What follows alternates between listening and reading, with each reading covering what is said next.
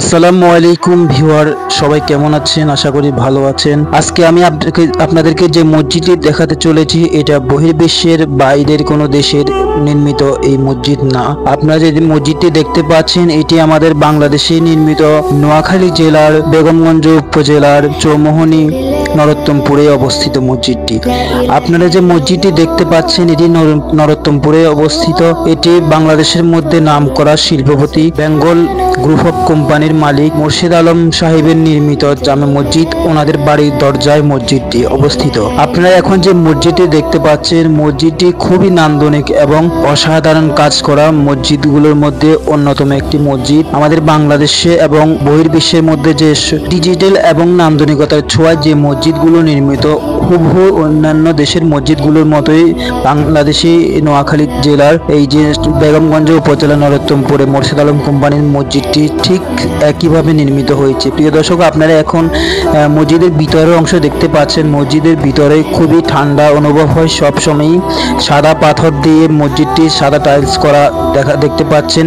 মসজিদটির উপরের হাইট অনেক লম্বা হওয়ার কারণে মসজিদটি সবসময় শীতল থাকে। বিশেষ করে মসজিদটির অন্যতম একটি দিক হচ্ছে মসজিদের মাঝখান বরাবর বিশাল একটা সুউচ্চ গম্বুজ আপনারা দেখতে পাচ্ছেন। প্রিয় দর্শক, মসজিদের গম্বুজটি থাকার কারণে মসজিদের সৌন্দর্য আরো বেশি বর্ধিত করেছে এবং অসাধারণ করে তুলেছে মসজিদের সৌন্দর্য। প্রিয় দর্শক, আপনারা মসজিদে দেখতে পাচ্ছেন, মসজিদে লিরা নামাজ পড়েন। এখানে পাঁচজাগানা নামাজ থেকে শুরু করে জুমার নামাজ হয়, আপনারা দেখতে পাচ্ছেন। প্রিয় দর্শক, মসজিদটির উপরে মসজিদটির হাইট লম্বা এবং মসজিদটির সুউচ্চ মিনারই মসজিদের সৌন্দর্য বর্ধিত করেছে।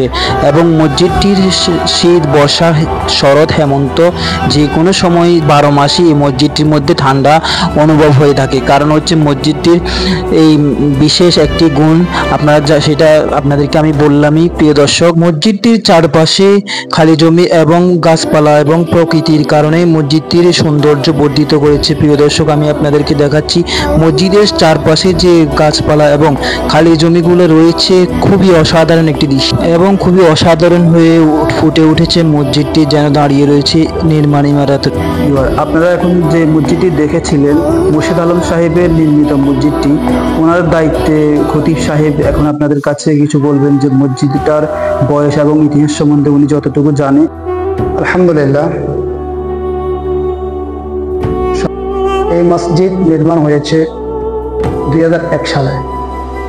1 সালের আগ থেকে কাজ শুরু হয়েছে, 1 সালে শেষ করেছে এবং 2001 সালে এই মসজিদ কার্যক্রম জুমা থেকে শুরু করে পাঁচজাগানা নামাজ কার্যক্রম চালু হয়েছে।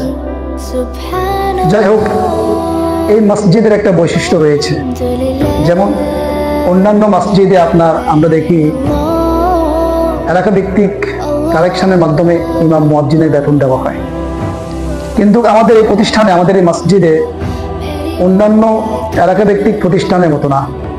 আমাদের এই প্রতিষ্ঠানের বেতন ইমাম, মুয়াজ্জিন, খাদেম, স্টাফদের বেতন দেওয়া হয়।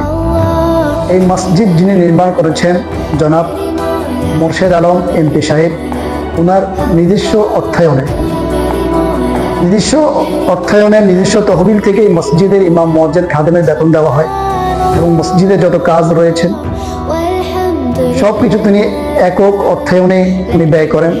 তিনি এককভাবে এই মসজিদ নির্মাণ করেন এবং কি মসজিদের শুরু থেকে এখন পর্যন্ত বাহিরের কোনো মানুষের সহায়তা ছাড়া, কোনো কালেকশন ছাড়া বিভিন্ন মসজিদে প্রতিষ্ঠান দেখা যায় মসজিদের যে নিচ থেকে উপরের ছাদ সংকীর্ণ থাকে, যার ফলে রৌদ্রের তাপমাত্রা পড়ে।